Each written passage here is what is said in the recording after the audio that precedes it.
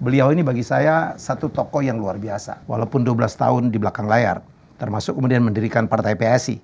Harus lahir partai baru yang betul-betul berbeda dari partai-partai lama. Termasuk apa ya, tagline anti korupsi, anti intoleransi itu memang didesain dari awal. Itu dari mereka dari awal. Koalisi parpol, saya berharap bisa 70% minimum. Ya.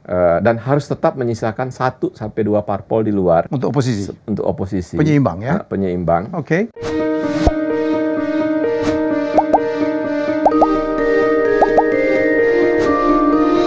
Ya, 12 tahun tokoh ini tidak pernah muncul, tidak pernah berstatement ya. Padahal beliaulah yang apa ya, terlibat dalam pendirian 4 partai politik di Indonesia. Chief Jeffrey Giovanni udah hadir. Apa yang membuat Pak Jeffrey sekarang muncul? Ada urgensi apakah? Ya, 2012 saya pindah menetap tinggal di Singapura. Singapura ya. Praktis pemilu 2014, pemilu 2019, dan kemarin pemilu 2024, saya melihat ketiga pemilu itu kan dari jauh. Dan satu hal yang saya rasakan adalah 2 pemilu terakhir itu sangat mengerikan. Terjadi pembelahan bangsa ini, mencekam. Jadi kalau teman-teman banyak yang bilang pemilu 2024 ini buruk, pemilu 2024 ini yang paling rusak, saya nggak setuju karena justru 2 kali pemilu sebelumnya itu buruk sekali. 2019 dan 2014. 2014 dan 2019 masyarakat kita terbelah dari lapis paling bawah. Di pemilu ini enggak, masyarakat di bawah nggak ada masalah. Kalau kita lihat ada kecerewetan, ada kenyinyiran, itu hanya terbatas di level elit dan di level media, nggak sampai membelah masyarakat kita di bawah. 2 kali pemilu sebelumnya itu mencekam, apalagi kalau kita lihat dari jauh ya. Apalagi 2019 ya. Nah, karena itu kemudian saya percaya pemilu 2024 ini adalah momentum buat bangsa ini kembali menjadi satu bangsa yang utuh. Dan itu kita harus berterima kasih kepada 2 figur, Pak Jokowi dan Pak Prabowo, walaupun mereka juga yang membuat 2 kali pemilu yang lalu itu masyarakat terbelah, tapi kebesaran hati kedua orang ini, kebesaran hati Pak Jokowi, kebesaran dan keluasan hati Pak Prabowo ini menyelamatkan kita semua. Kesediaan seorang Pak Prabowo mau menjadi Menteri Pertahanan ketika telah 2 kali kalah oleh Pak Jokowi, ketika sebelumnya juga adalah orang yang membantu Pak Jokowi memberikan tiket Gerindra untuk Pak Jokowi maju sebagai Gubernur DKI, yang kemudian membukakan ruang luas buat Pak Jokowi untuk menjadi presiden kandidat ketika 2014, dan kemudian mengalahkan orang yang menolong dia. Gitu. Jadi kalau ada seseorang tokoh seperti Pak Prabowo membantu seseorang, kemudian orang itu mengalahkan dia di 2 kontestasi, tetapi kemudian bersedia menjadi anak buahnya, tanda kutip ya, sebagai Menteri Pertahanan, menurut saya nggak akan ketemu kita seorang tokoh yang begitu luas hatinya, begitu besar hatinya, begitu ikhlas dia. Dan apa yang membuat menurut saya dia memilih itu, menurut saya bukan karena dia memimpikan menjadi Menteri Pertahanan, mimpinya di presiden kok, gitu. Dia lakukan itu karena dia tahu ini adalah uluran tangan yang baik dari seseorang yang mengalahkan dia, dan dia tahu juga 2 kali pemilu bangsa ini terbelah, dan itu diakibatkan oleh dia dan Pak Jokowi. Dan ketika Pak Jokowi merangkul dia, dia terima rangkulan itu, dan dia menjadi bagian yang loyal terhadap kabinetnya Pak Jokowi.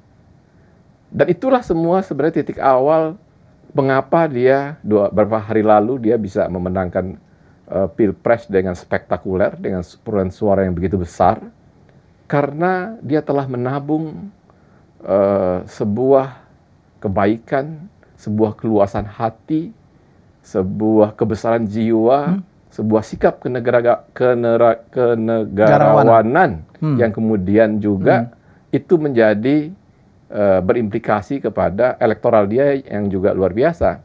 Orang menjadi jatuh cinta kepada Pak Prabowo, orang menjadi memuja dia, dan saya yakin kalau kita tanyakan kepada Pak Prabowo hari ini, apa yang dia rasakan pada pemilu kali ini dengan 2 kali pemilu sebelumnya, pasti dia akan merasakan suasana yang berbeda.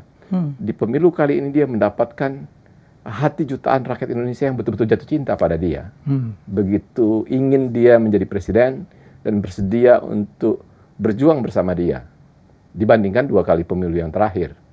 Nah, ini kan berkat karena kebesaran hati dia sebagai seorang pemimpin, mau menjadi anak buah Pak Jokowi, kemudian loyal kepada Pak Jokowi. Dan di sisi yang lain, Pak Jokowi juga ternyata adalah orang besar yang kemudian juga tidak ingin hanya menang sendiri, mau juga mengajak Pak Prabowo bersama, dan kemudian kalau kemudian Pak Jokowi harus mendukung Pak Prabowo, menurut saya harga yang wajar dari sebuah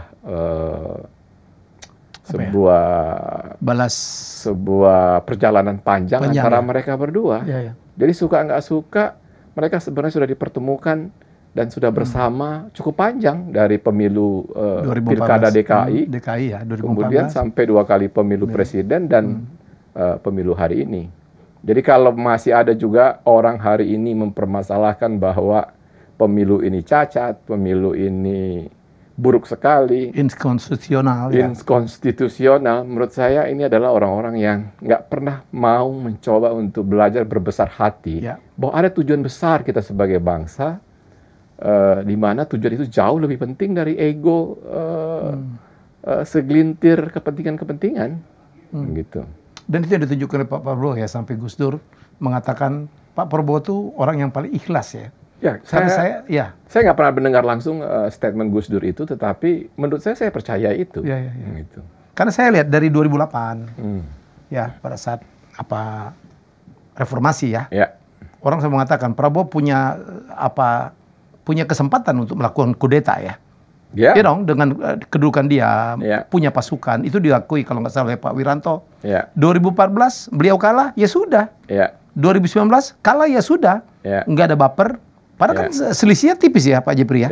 Kalau dia mau kurang dari 5% bergerak gitu, apalagi 2019 di mana kita terbagi 2. Kalau dia bilang melakukan misalnya jangan terima atau serbu gitu, terpecah lah negeri ini.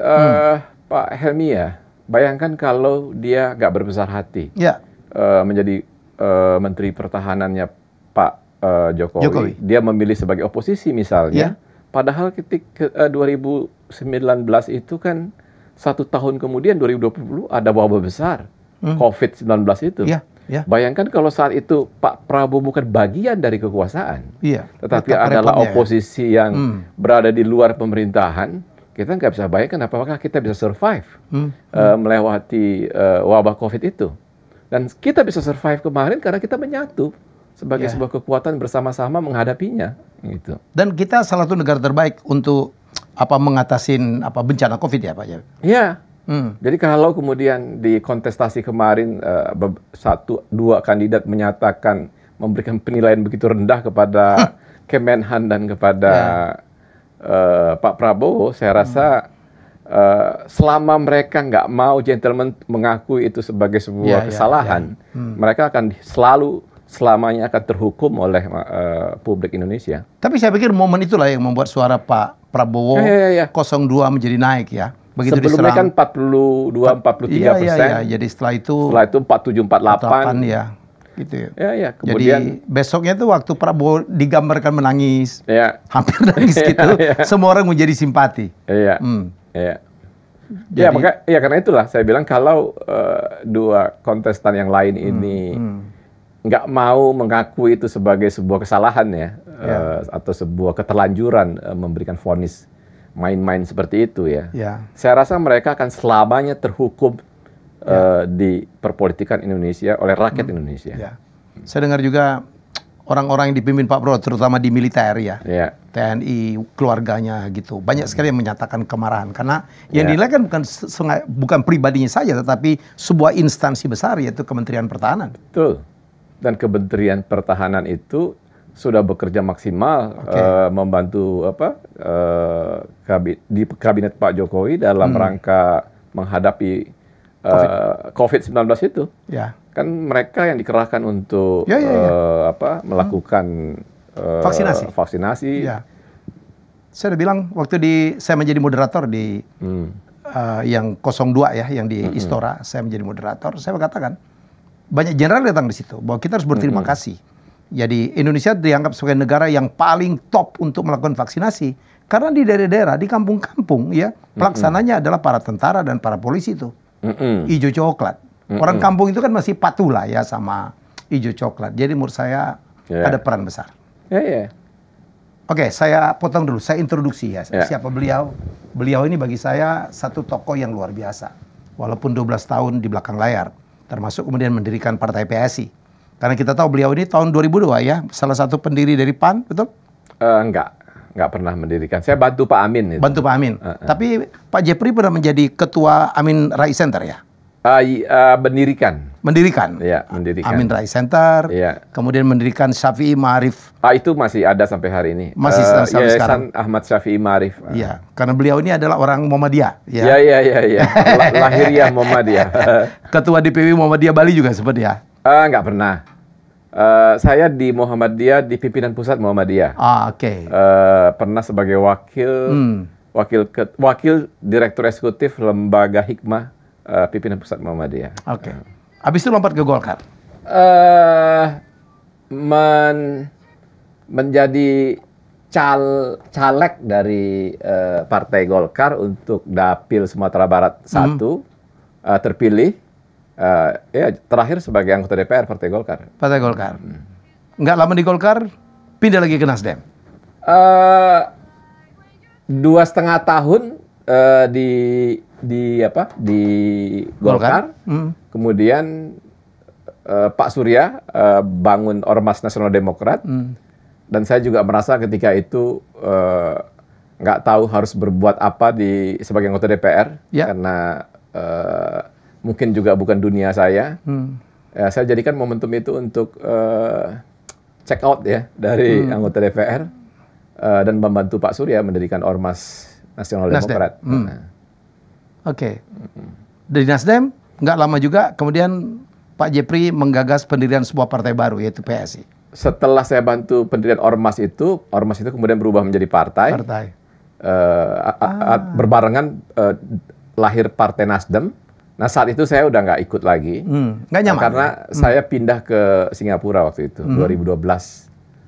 Nah 2014 Oktober ketika Pak Jokowi terpilih sebagai presiden, dilantik sebagai presiden, Grace dan kawan-kawan anak-anak muda menemui saya di Singapura. Mereka bilang, ya mereka semua apolitis tadinya, dan mereka merasa bahwa Pak Jokowi adalah sosok yang membuat mereka menjadi tertarik untuk berpolitik. Karena apa yang ada pada Pak Jokowi itu nggak boleh hilang lagi dalam standar kepemimpinan politik di Indonesia. Jadi karena itulah mereka menginginkan harus lahir partai baru yang betul-betul berbeda dari partai-partai lama. Ya saya tentu nggak boleh menganggap keinginan mereka itu sebagai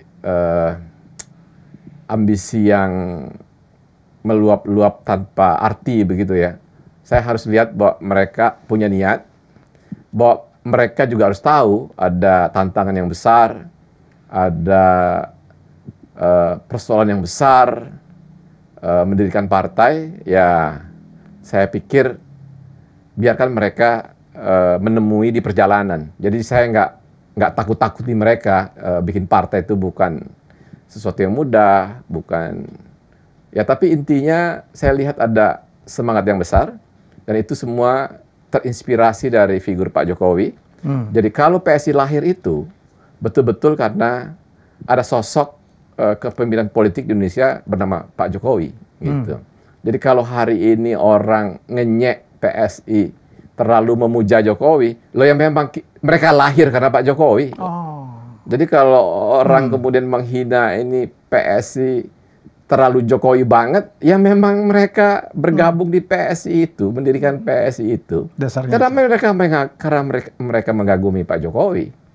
Karena mereka menganggap Pak Jokowi adalah figur spesial dalam perjalanan politik Indonesia yang menuju 100 tahun ini sekarang, ke 2045 gitu. Jadi sebagai figur yang ideal menurut mereka, ya itulah yang membuat mereka yang tadinya apolitis merasa harus mendirikan partai. Nah, karena mereka nggak punya pengalaman mendirikan partai, ya mereka ajak saya, karena dianggap saya banyak terlibat di partai politik sebelumnya, dan kemudian mereka percaya bahwa saya bisa bersikap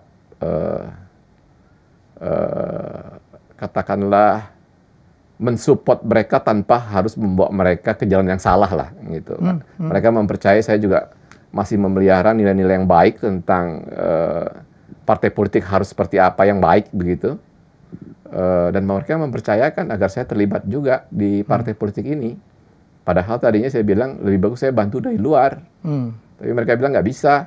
Saya harus di dalam supaya saya betul-betul kecebur juga gitu.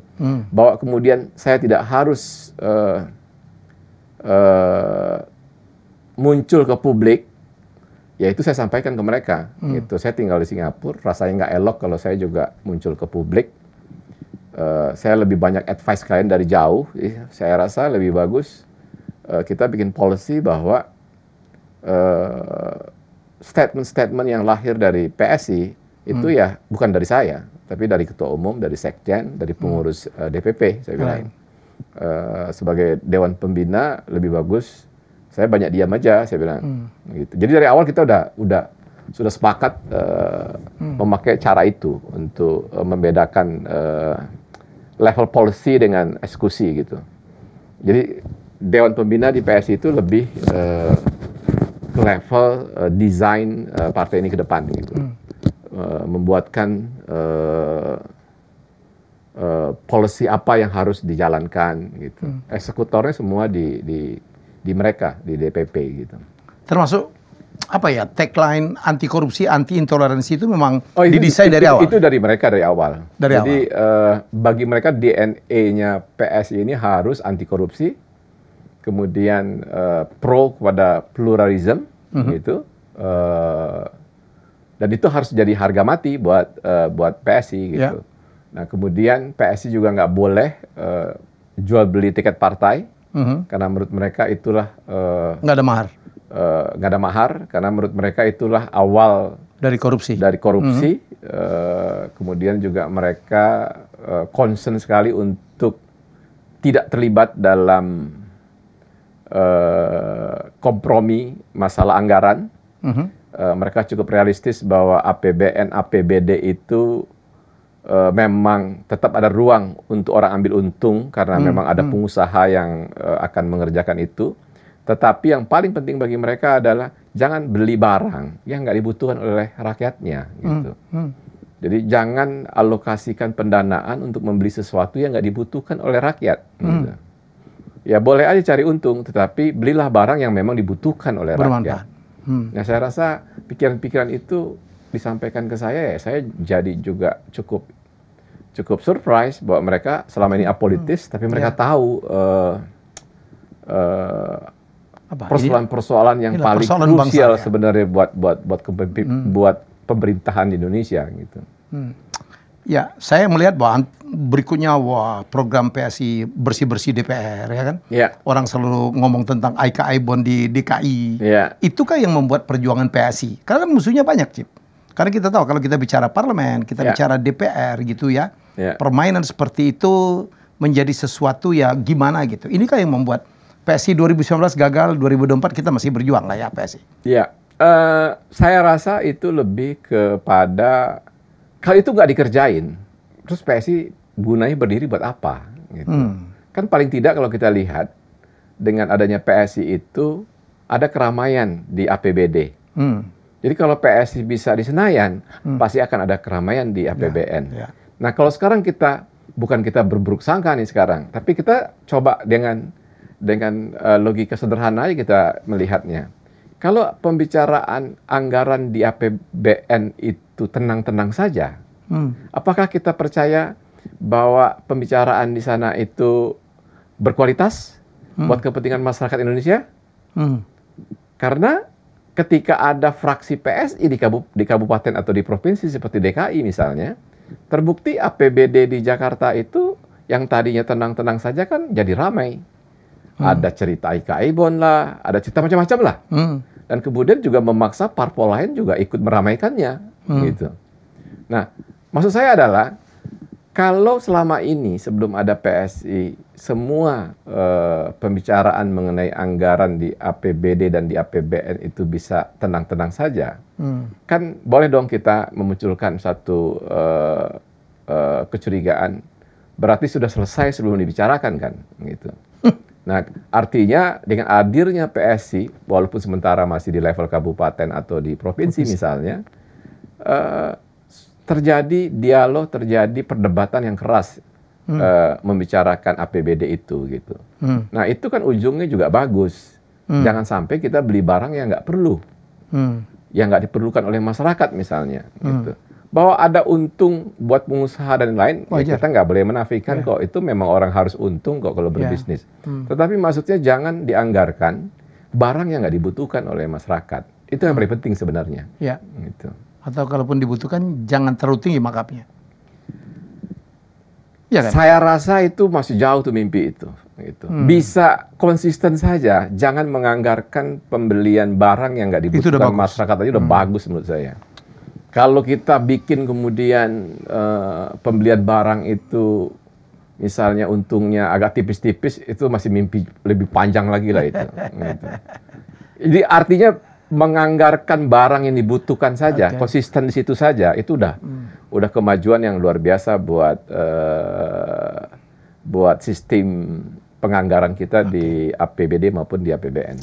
Oke Cip, saya balik ke track ya. Jadi 12 tahun tidak muncul, sempat ada nama Jeffrey Giovanni yang lain juga, pada disebutkan jadi iparnya Sarini dan sebagainya gitu. Ya, kebetulan namanya mirip-mirip. Namanya sama persis, beda ejaan aja gitu. Beda ejaan. Jadi dianggap tokoh misterius karena memang lama tinggal di Singapura 12 tahun. Dan menjadi, saya aja waktu diwawancara di Gobuzer aja, ya pokoknya lo cek di sini lah. Apa yang membuat Chief Jeffrey Giovanni sekarang kembali muncul ke dunia politik Indonesia? Ya, saya ingin menyambut kemenangan Pak Prabowo Gibran 2024 ini untuk dijadikan momentum rekonsiliasi kita sebagai sebuah bangsa, rekonsiliasi atas pembelahan yang terjadi di 2 kali pemilu sebelumnya, dan sekaligus harus dijadikan momentum kemenangan Pak Prabowo dan Mas Gibran ini untuk melahirkan Barisan Nasional. Barisan Nasional? Ya. Nah, apa Barisan Nasional itu? Barisan Nasional itu adalah koalisi parpol. Saya berharap bisa 70% minimum. Ya. Dan harus tetap menyisakan 1 sampai 2 parpol di luar. Untuk oposisi? Untuk oposisi. Penyeimbang ya? Penyeimbang. Oke. Apa gunanya Barisan Nasional ini? Toh sebelum ini sudah ada koalisi-koalisi pemerintah yang lain. Perbedaannya adalah koalisi-koalisi yang lalu itu hanya di level DPR, di pusat saja. Yang konsep Barisan Nasional ini, kesepakatan atas koalisi ini harus dari level nasional sampai ke level kabupaten kota. Misalnya, untuk pilkada misalnya, kalau di koalisi yang lalu, bisa saja sekian parpol berkoalisi di level nasional, tapi ketika ada pilkada di kabupaten tertentu misalnya, mereka bisa saling berhadapan tuh. Mereka punya kandidat masing-masing. Nah, maksud saya, mengapa tidak penentuan kandidat-kandidat tersebut diselesaikan dalam bentuk konvensi di level daerah, Barisan Nasional ini? Dengan demikian, maka pertama, money politics untuk jual beli tiket partai menjadi minimize, menjadi seminimal mungkin, karena orang akan mendapatkan tiket untuk maju pilkada itu melalui kontestasi kompetensi. Karena nggak mungkin dia bisa lolos menjadi kandidat ya untuk maju mendapatkan tiket begitu besar dari Barisan Nasional ini kalau dia nggak punya kompetensi. Karena dia akan bersaing dengan banyak orang, dan kemudian orang yang terbaik akan terpilih untuk menjadi kandidat, misalnya untuk gubernur DKI misalnya. Cukup satu kandidat dari Barisan Nasional ini memutuskan, katakanlah Emil Dardak, Wagub Jawa Timur, dimajukan sebagai calon gubernur di DKI misalnya. Nah, ini adalah kandidat untuk Partai Demokrat juga, untuk Partai Golkar juga, untuk Partai Gerindra juga, untuk Partai Nasdem juga, untuk Partai PKB juga yang bergabung di Barisan Nasional ini. Nah, lawannya siapa? Lawannya ya kita nggak tahu nanti siapa yang di luar pemerintahan. Bisa misalnya oposisi, PKS, misalnya. Ya lawannya ya jagonya PKS. Misalnya PKS mencagupkan Anies Baswedan. Ya berarti Emil Dardak lawan Anies Baswedan. Atau lawan independen dong ya? Atau lawan independen. Iya. Gitu. Atau lawan kota kosong kalau nggak ada yang berani lawan. Gitu. Nah, artinya apa? Peluang para kandidat kepala daerah dari Barisan Nasional ini mungkin akan menguasai nyaris 90% dari semua pilkada di Indonesia. Nah, itu bagusnya apa? Bagusnya adalah mereka adalah kepala-kepala daerah yang memang berada di satu koalisi yang sama. Inline ya ke atas. Inline dia ke atas. Ya. Jadi ke presiden. Pak Prabowo sebagai presiden dan Mas Gibran sebagai wakil presiden nanti akan dimudahkan. Nggak ada lagi penentangan-penentangan ya? Nggak ada lagi perbedaan pusat dengan kabupaten, dengan ada yang bandel gitu ya, ada yang nggak patuh. nakal, ada yang nggak patuh karena memang berbeda partai gitu. Nah, itu yang bikin orang selalu bilang ini sistem yang merusak adalah multipartai, karena dengan multipartai jadi kayak begini. Ya, saya rasa sebenarnya multipartai nggak bisa dihakimi. Ketika multipartai bisa menyatu menjadi koalisi yang permanen dalam bentuk Barisan Nasional ini, kelemahan itu kan tertutupi. Gitu. Nah, keuntungannya ada. Keputusan yang lahir dari multipartai, dari banyak pikiran, itu pasti jauh lebih genuine dan jauh lebih baik. Karena bisa diterima oleh semuanya kan, karena memang keputusan ini unggul gitu. Dibandingkan keputusan yang lahir dari 1-2 kepala aja gitu. Jadi kalau Barisan Nasional ini terjadi di level di level pilkada saja sudah banyak memotong hal-hal yang negatif itu, dari money politics, dari linieran antara daerah sampai nasional gitu. Itu satu. Kemudian dari aspek peraturan misalnya, kalau ada Barisan Nasional menjadi koalisi permanen dan institusional ya, tentu karena di institusional dia akan bisa bikin tim think tank, tim pengkajian dan lain-lain, masalah-masalah hukum, ekonomi, investasi dan lain-lain misalnya. Ketika ada persoalan itu di lapangan gitu, orang yang punya masalah itu, misalnya seorang pengusaha, kan nggak perlu harus lobby satu demi satu partai. Ada satu institusi besar bernama Barisan Nasional yang mereka datangi, mereka kemudian sajikan persoalan yang membuat investasi mereka terhambat, misalnya karena faktor hukum, faktor yang lain, dan itu akan cepat menjadi cara untuk menyelesaikannya, karena institusi ini kan majority di parlemen gitu. Jadi ketika di sini selesai, parlemennya selesai, presiden pun sebagai eksekutornya juga dimudahkan karena sudah didukung oleh parlemen yang kuat, yang majority tadi gitu. Nah, ini situasi ini belum tentu bisa kita lakukan di periode yang lalu atau di periode sebelumnya. Karena apa? Karena untuk melahirkan Barisan Nasional ini kita butuh sosok orang yang punya kemampuan sebagai solidarity maker. Nah, orang itu satu-satunya di Indonesia hari ini namanya Pak Joko Widodo. Orang yang baik, orang yang diterima oleh nyaris semua pimpinan parpol, gitu. Nah, kita nggak mungkin ketemu orang seperti Pak Jokowi lagi di momen-momen yang lain. Jadi, mengapa Barisan Nasional ini penting lahir setelah pemilu ini? Karena kebetulan ada figure yang bisa menyatukan banyak parpol ini, gitu. Dan kemudian bisa diterima oleh banyak parpol ini. Gitu. Apalagi bila didukung masih oleh 70-80% rakyat ya.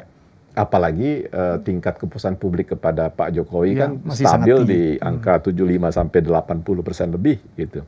Jadi menurut Pak Jeffrey yang paling pas memimpin ini adalah Pak Joko Widodo. Pak Jokowi. Dan mungkin Pak Jokowi punya planning atau rencana akan pensiun dan istirahat di Solo. Tapi beliau masih terlalu muda, 64 tahun. Ya kita, artinya kemarin saya ketemu sama Mas Airlangga Hartarto, Ketua Umum Golkar. Saya bicara sama beliau. Saya katakan sama Mas Airlangga Hartarto agar inisiatif dong untuk bikin Barisan Nasional ini, saya bilang. Dan respon beliau? Menurut beliau ya saya nggak tahu apakah beliau menangkap ini sebagai ide yang baik ya, tapi menurut saya dia cukup melihat ini penting buat untuk kepentingan bangsa juga buat kepentingan bangsa ke depan, buat memastikan Indonesia Emas itu tercapai gitu. Dan saya bilang ini bisa jalan kalau yang inisiatifnya adalah partai besar. Dan Mas Airlangga sebagai Ketua Umum Partai Golkar yang sekarang nomor 2 ya? Berdasarkan quick count adalah partai terbesar kedua di pemilu ini, cocok sekali menginisiatifi ini, saya bilang. Dan soal Pak Jokowi bersedia apa nggak bersedia memimpin Barisan Nasional ini, saya bilang itu yang kita pikir sekarang. Ya kita harus merayu Pak Jokowi untuk bersedia, saya bilang. Untuk meminta agar Pak Jokowi jangan buru-buru pensiun, gitu. Karena kita harus minta Pak Jokowi untuk ikut sama-sama mendampingi Pak Prabowo Gibran, mendampingi kita semua menuju cita-cita Indonesia Emas itu. Karena momentum kita nggak boleh hilang untuk mencapai Indonesia Emas 2045 itu. Gitu. Jadi gagasan Barisan Nasional itu dari Pak Jeffrey Giovanni? Saya rasa nggak murni dari saya. Sebenarnya kan ini kan pikiran-pikiran atas banyak pikiran-pikiran banyak teman. Kebetulan saya mencoba untuk mensimulasikan menjadi ide aja. Gitu. Tapi pikirannya saya rasa semuanya punya pikiran yang sama. Dulu pernah ada Barisan Nasional ya, partai ya? Partai itu. Pak Vence? Pak Vence. Ini nggak ada hubungan? Nggak ada hubungan. Almarhum Pak Vence Rumangkang itu. Pendiri Demokrat dan kemudian mendirikan Partai Barisan Nasional. Tapi kalau nggak salah nggak sempat ikut pemilu ya. Iya, iya. Ya, tapi dia beri nama partai barunya itu Barisan Nasional. Tapi ini lain, ini bukan partai. Ini koalisi permanen untuk koalisi permanen. Untuk koalisi permanen seperti Barisan Nasional di Malaysia. Malaysia ya. Kan mungkin 27 tahun apa 24 tahun tuh Barisan Nasional di Malaysia. Kalaupun akhirnya nggak populer dan jatuh itu kan karena korupsi berlebihan di era terakhirnya Perdana Menteri Najib ya. Iya, Najib. Oke. Oke, jadi inspirasi dari sana nih. Iya, saya lihat Barisan Nasional di Malaysia itu kan kokoh ya. Iya. Dan kalau kita mau jujur bicara, dari era pertama sampai berakhir di era Najib itu kan bisa dibilang itu adalah tulang punggung pembangunan Malaysia. Malaysia bergerak menjadi maju itu kan karena topangan dari Barisan Nasional. Kalau kita flashback kembali ke belakang, Indonesia maju itu kan dimulai dari jatuhnya Orde Lama, masuknya rezim Orde Baru, Pak Harto concern kepada pembangunan misalnya, dan reformasi kemudian, ya kira-kira kan harus ada tulang punggungnya kan. Nah tulang punggung era Pak Harto Partai Golkar. Tulang punggung Orde Reformasi karena kita belum juga rekonsiliasi dan belum juga membangun sesuatu yang permanen kan kita tahu selama ini selalu berganti kan gitu. Nah kalau kita mau serius membawa Indonesia take off sebagai bangsa besar dan bangsa maju, syarat itu harus ada tulang punggung yang kuat itu. Apa tulang punggung yang kuat itu? Barisan Nasional itu. Jadi parpol seperti Golkar, Gerindra, PKB, Nasdem, Demokrat harus bahu-membahu di situ sebagai tulang punggung yang kuat membuat Indonesia menjadi negara maju. Gitu. Karena itu kata kunci yang paling penting untuk itu semua adalah rekonsiliasi.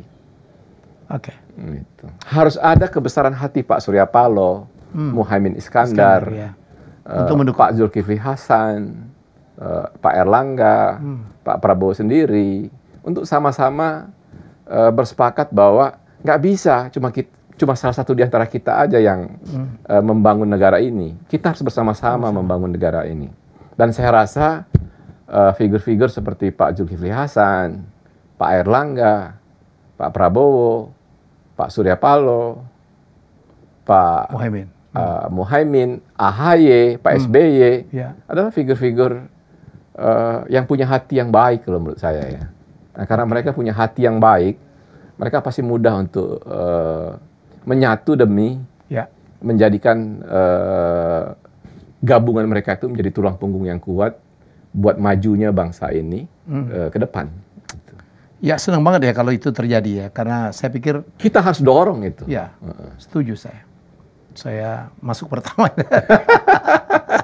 Karena saya pernah mengundang satu diaspora ya datang. Kenapa Indonesia susah banget? Karena nasib kita itu negara ini ditentukan oleh terlalu banyak pemimpin partai.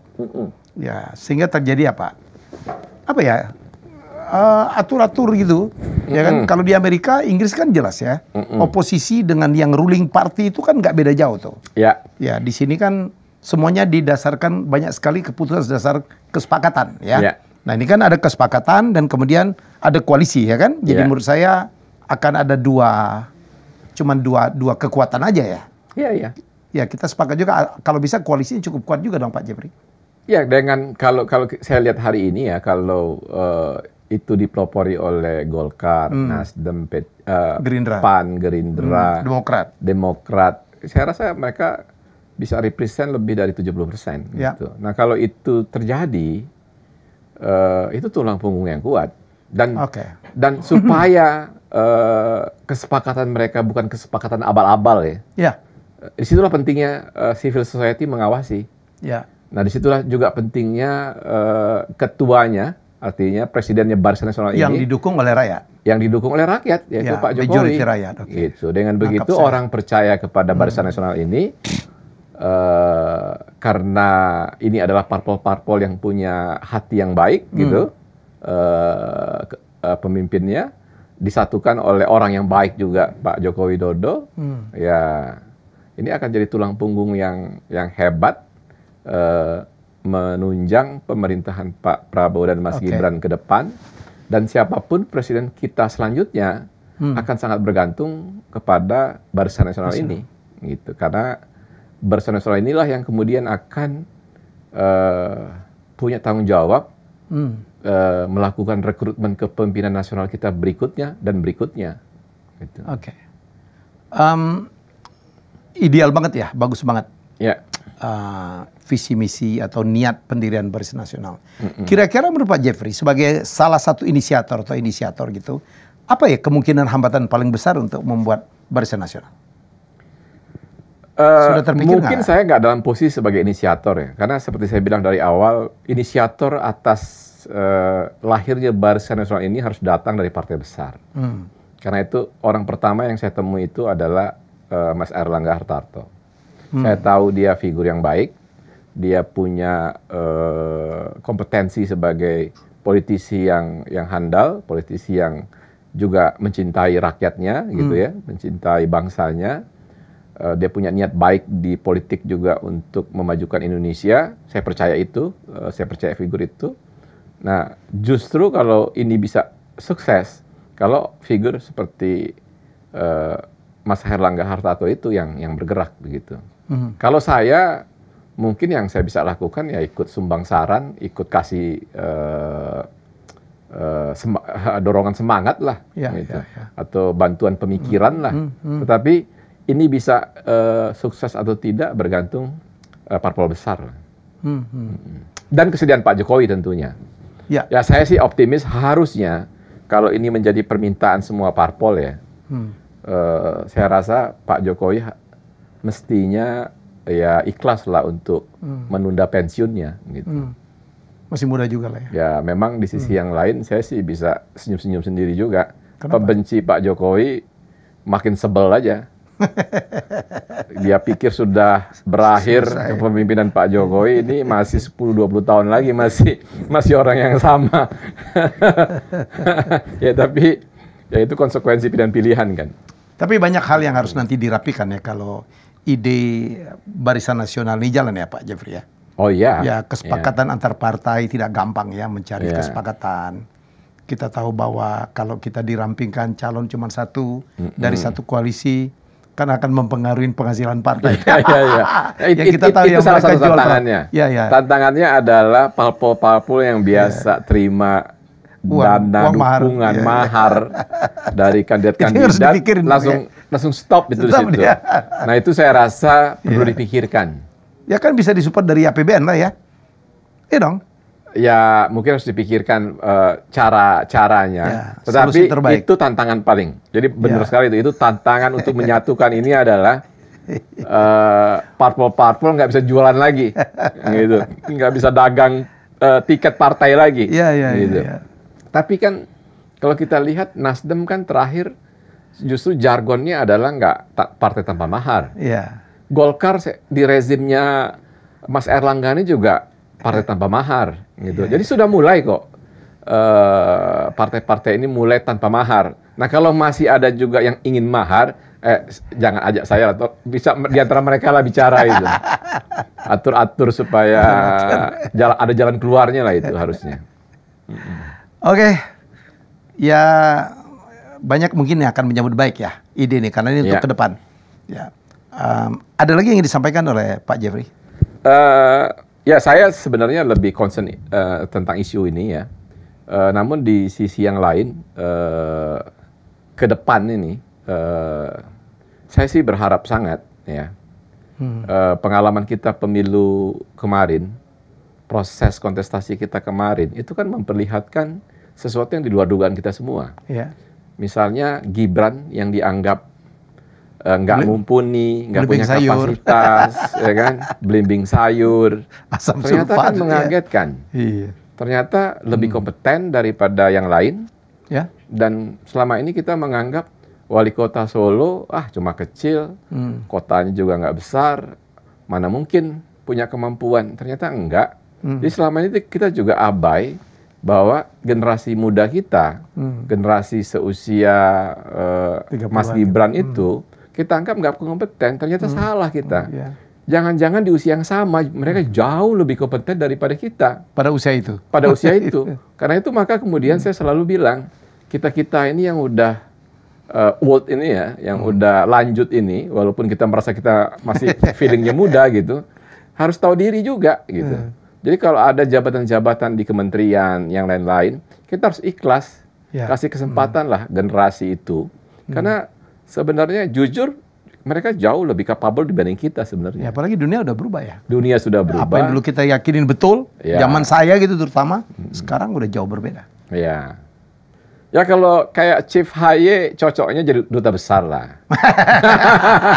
Ya kan? Dari sisi usia, pengalaman, kan? Harus jadi presiden Indonesia di negara lain. Nah, kalau saya yang paling suka istri saya nih. Jadi saya senang banget.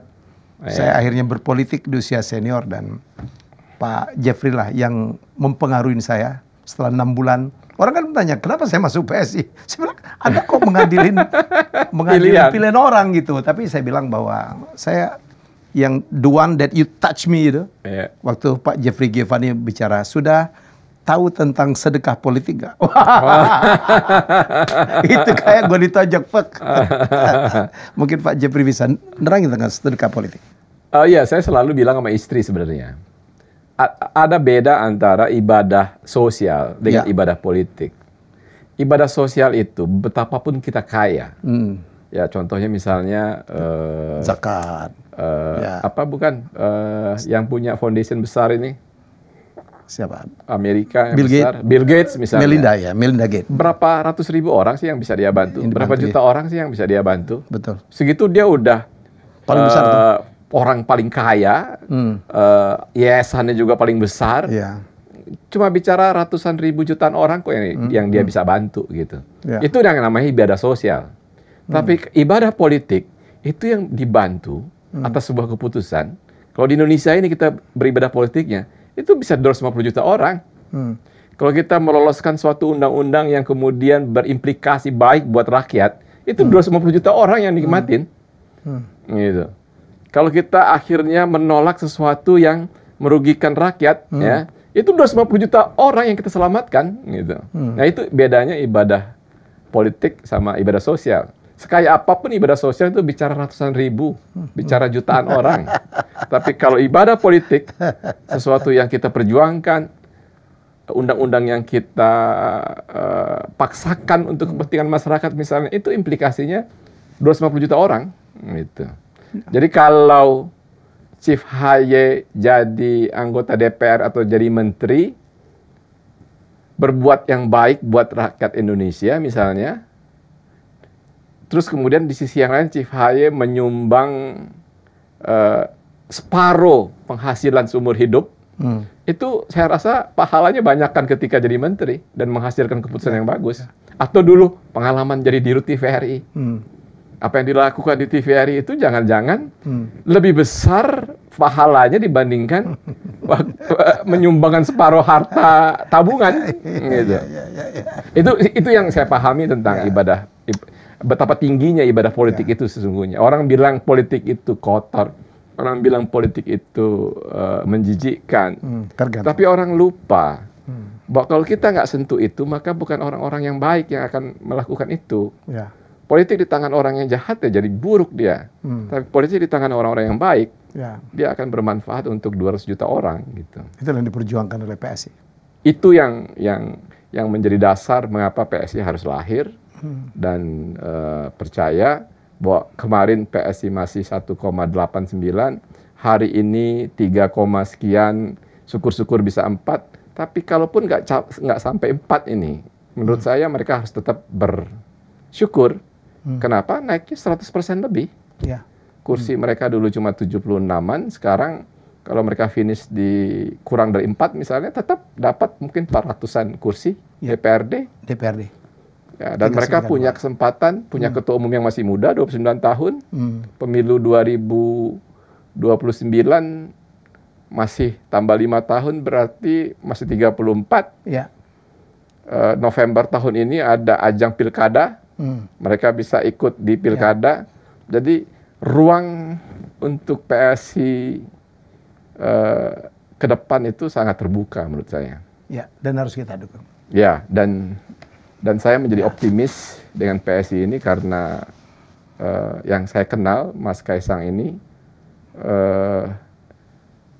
untuk usia 29 tahun ya, saya surprise karena saya seusia dia itu belum mature seperti dia. Ini 29 tahun, matang, pinter, dan tetap rendah hati. Untuk sebagai anak presiden punya kerendahan hati, punya kepinteran, ganteng juga, gitu. Wah, ini komplit sekali buat menjadi tokoh hebat berikutnya di Indonesia. Gitu. Jadi Chip, yang paling menarik begitu Kaisang jadi ketum, kita rapat. Semua, dan dia bisa mimpin rapat nggak ya?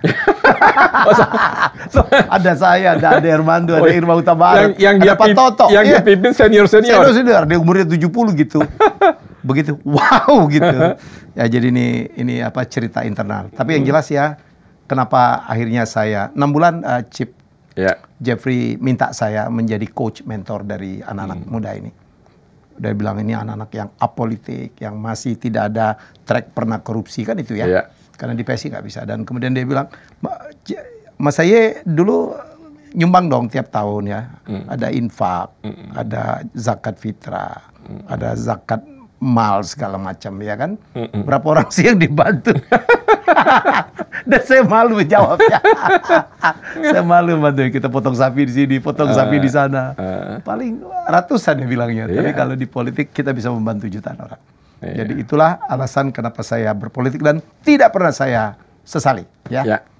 Thank you, Chip.